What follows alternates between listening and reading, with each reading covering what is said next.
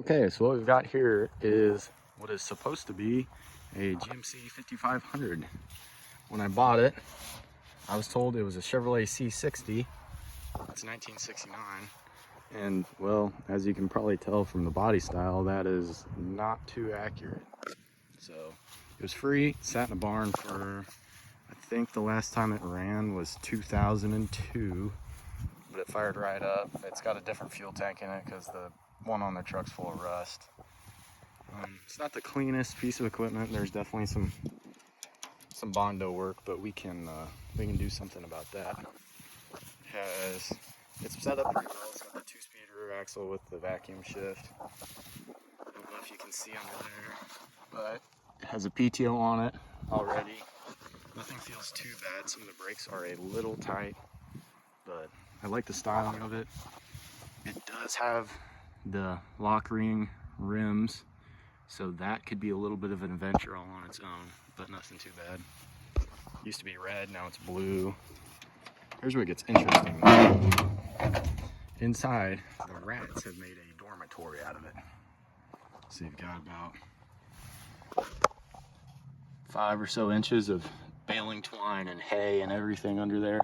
I did throw some rat poison in it, nothing's eating it, so I think everybody jumped out while we hauled it here. So for the price of diesel to haul it, I've got $172 in it so far, so we'll probably increase that number a little bit before we're done. So today I'm just trying to blow it out, get everything a little cleaner. But here's where it gets weird. This truck is kind of unobtainium. Disregard the nesting. So it has a 401 cubic inch V6 in it. I was told it had a 366, which is a V8, and those tend to run pretty low and slow, but they're good engines. But then I opened it up and you've got 3 exhaust ports with a probably 900-pound block in it. So this might be a little interesting, hoping we don't need anything too bad, or else we might be screwed, because I don't think you can order, as far as I found, you can't get rebuild kits or main bearings or anything like that. So, you know, might have to be making some gaskets and whatnot. But so I'm gonna go ahead and start blowing this all out, and we'll catch you in a little bit. Okay, so I forgot to say, but with the weird body style, it also has a butterfly hood on it, which is kind of interesting. I've never seen one of these before. You know, kind of throwback. I do have a piece of old fuel hose or something on here holding that up. Don't worry about that. But so I got the engine mostly cleaned off. That is an insanely small carburetor for such a big engine. So have to figure out something about that.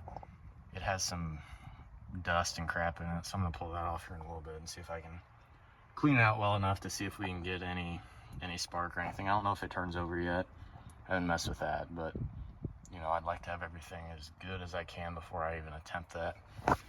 The interior, there was probably 2 5-gallon drum, 55-gallon drums full of stuff in here. It's not perfect, but realistically speaking, the floorboard's mostly there. There's some lip, you know, the rockers are kind of blown out, but as far as stuff goes on these older trucks, it's interchangeable between the pickups and the bigger trucks for the most part. So most of that is easy to come by and it's pretty cheap. So I'm happy about that. The frame's been stretched at one point, if you can see.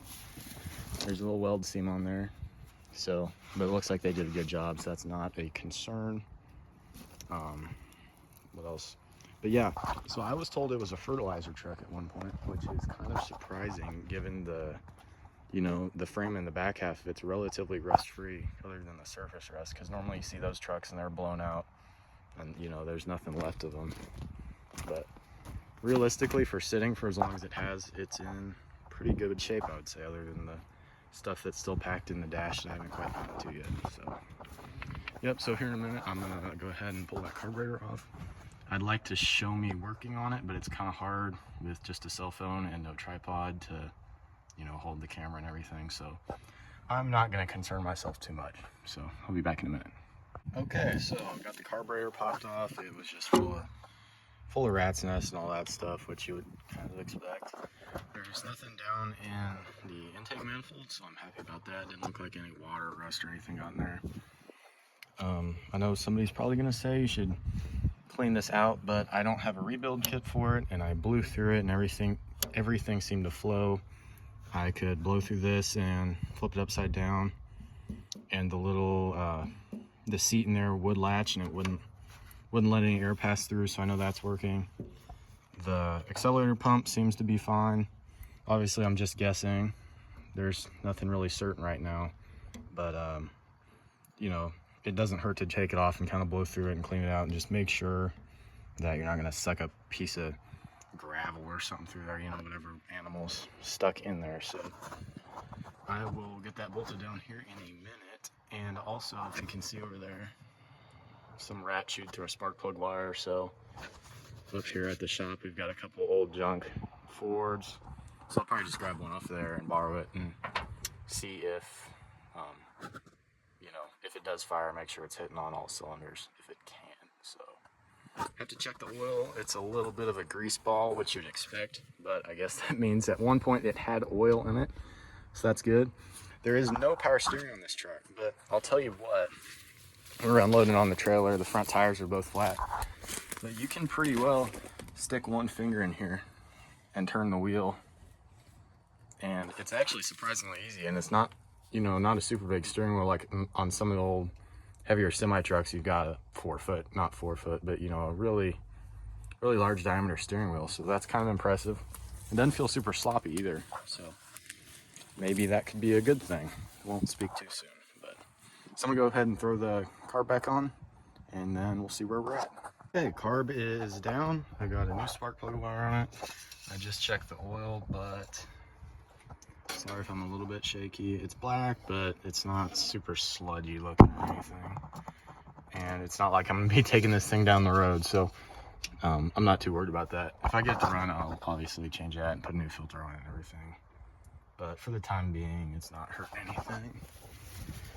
So next order of business, I've got a battery. I'm using a lawnmower as a cart, but I've got a battery over there. It has an old gas tank in it, and I lucked out because this was full of gas and they have it gravity feeding because the tank down there is busted out. But the 20-year-old gas has not varnished, so that says something about the modern quality of everything we spend money on. But so I've just got the line was rotting off, so get a little barb fitting, another piece of hose, dip it in there, put some more gas in there, and then see if I can get a battery on it. I will probably grab a spark light before I put any gas in it, if it does crank. I don't even know that yet, so I don't need to get ahead of myself, but you know, see if there actually is any sparks. I don't sit here and crank on it forever and just burn stuff up. But so yep. Okay, so we are about ready to start cranking it over. I've got a big agricultural battery on there just because it's what we had laying around, and I'm probably going to need quite a bit of cranking amps for this. Don't mind that. Don't do stuff like that also. This is because that's blown out, and I don't really want to replace it right now until I know it at least turns over, because, you know, money and whatnot. So that's all kind of rigged up. In here, old fuel tank. I patched that line together just to, you know, so it's not leaking, sucking air. I put some new gas in there. The old gas was still great. So this should, once it gets a little bit of a siphon built up, should gravity feed. But there's a fuel pump on the engine and everything. I poured some fuel down. On all these Chevy motors, they normally have a little inline fuel filter right about there. So I poured some fuel down in there just to help it prime, because it has probably been dry for quite a while. So I'm gonna get the jump pack over there hooked up to this battery. It's almost fully charged. It's just been sitting for a little bit, so we'll help it out. And then I will try to prop my phone up somewhere and see if I can get a video of cranking. Okay, I'm sorry for the kind of bad phone stand, one-man show, but I'm gonna spray a little ether in it. I'll give it a little hit more, maybe pour a little gas down the carb, and we will see if we can get to fire.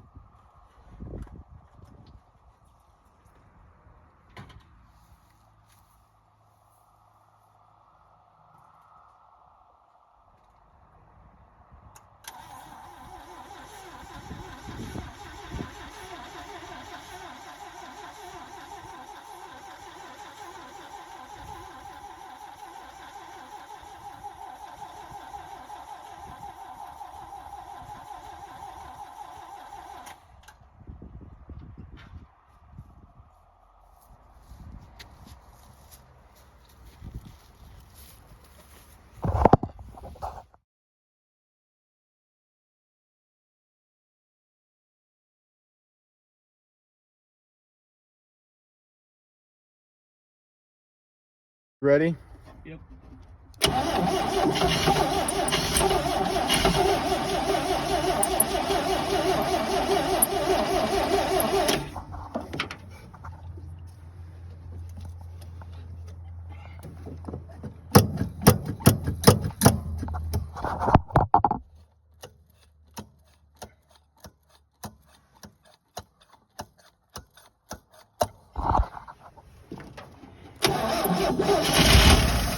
Holy smokes.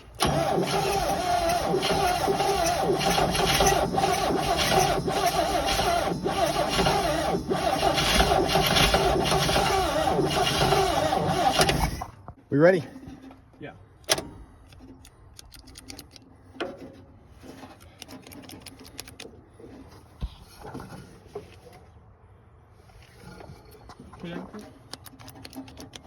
Yeah.